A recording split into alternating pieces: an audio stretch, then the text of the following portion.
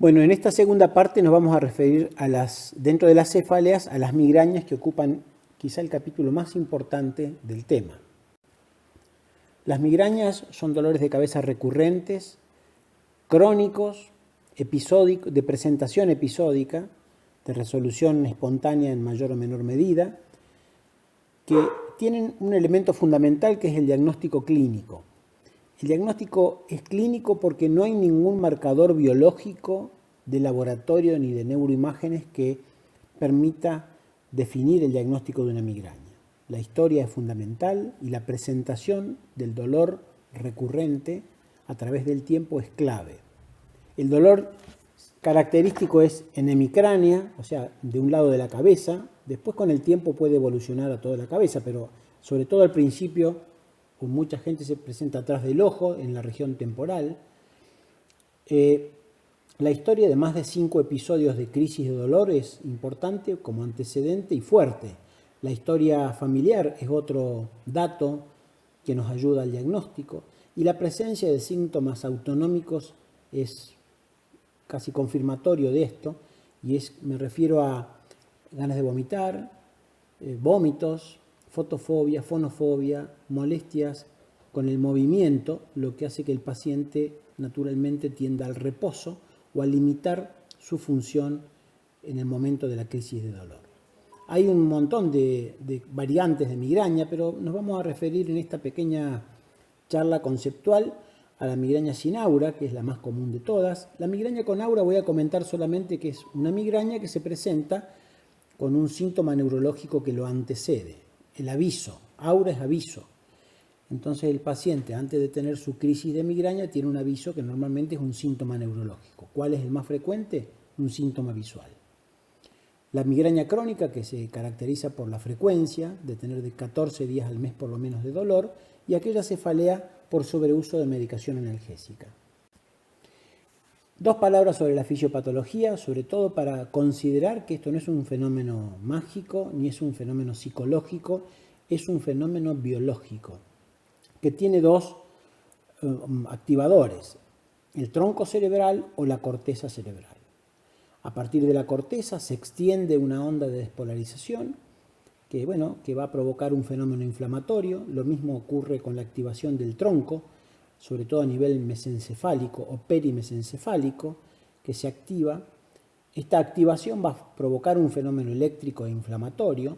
Vemos sobre la imagen de resonancia funcional del lado derecho las áreas que se activan en un cuadro de migraña agudo y cuando está avanzando el fenómeno migrañoso desde su inicio hasta el pico de dolor hasta la resolución.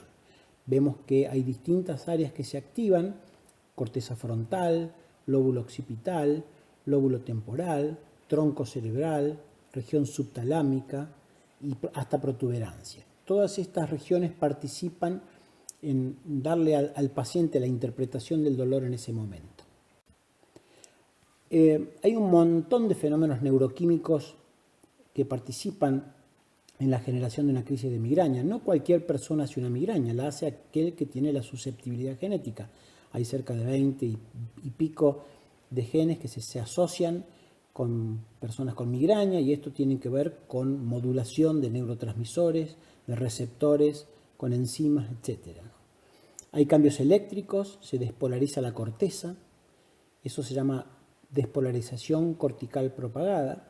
Hay cambios neuroquímicos, liberación de serotonina, aumento del CGRP, del gen regulador del péptido de la calcitonina, liberación de péptido intestinal vasoactivo, sustancia P, óxido nítrico, simplemente para mencionar los más estudiados. Esto va a generar un cambio inflamatorio que produce el dolor pulsátil. La inflamación vascular es secundaria a todos estos fenómenos, y también demostrado por resonancia magnética hay cambios en el flujo cortical. El mecanismo fisiopatogénico es neurovascular. Las crisis de migraña hay que tener en cuenta que, como dijimos antes, son el 85% de las consultas en la guardia. El dato cardinal es que son recurrentes. Tenemos algunas preguntas para el screening rápido. Esto es, ¿tiene molestia a la luz el paciente con el dolor? ¿El dolor lo limita funcionalmente? ¿Tiene náuseas o vómitos? Si tiene estas 3 preguntas positivas, tiene una alta sensibilidad, alrededor del 85% al 90% de probabilidad que si no hay una señal de alarma, esta cefalea sea una migraña. Muy importante, si estamos en la guardia, una cefalea, descartamos causas secundarias, el screening rápido nos orienta que es una migraña, tenemos que adecuar el manejo. Y esto es que el reposo es necesario, tenerlo aislado al paciente, adecuamos el ambiente, apagamos la luz, lo acostamos, porque el paciente está sensible a la luz, a los ruidos y al movimiento. Poner una vía es lo ideal para hidratar al paciente, que generalmente vomita y se deshidrata, y para aplicarle medicación, que tenemos 2 o 3 objetivos.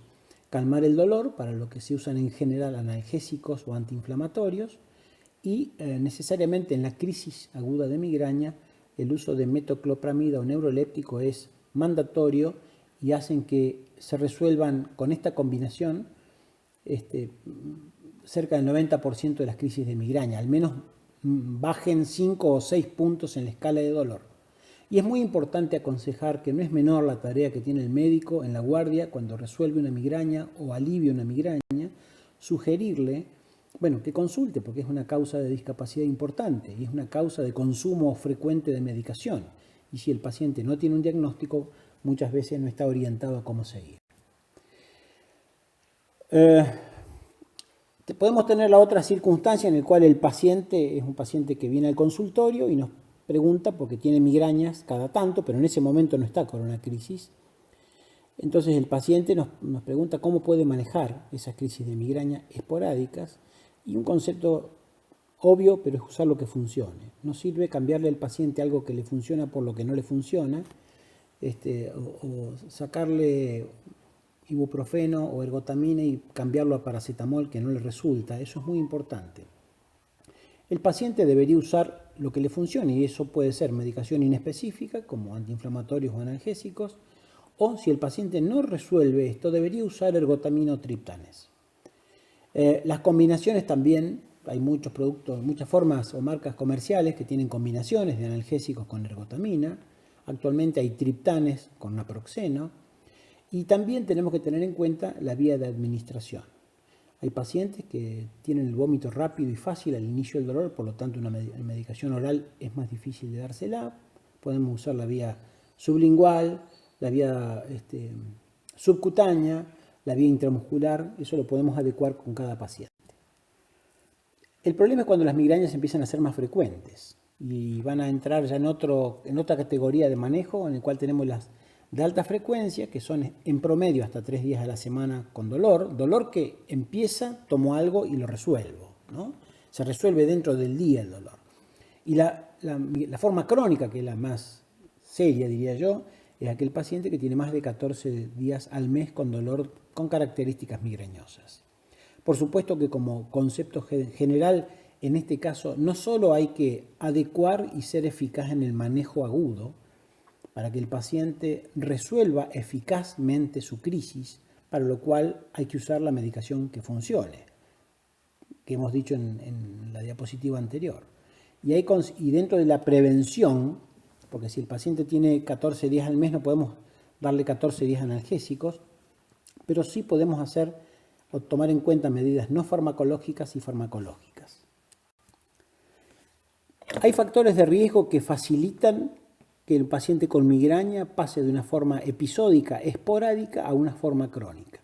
No los voy a leer a todos, vemos que hay factores de riesgo, muchos son manejables.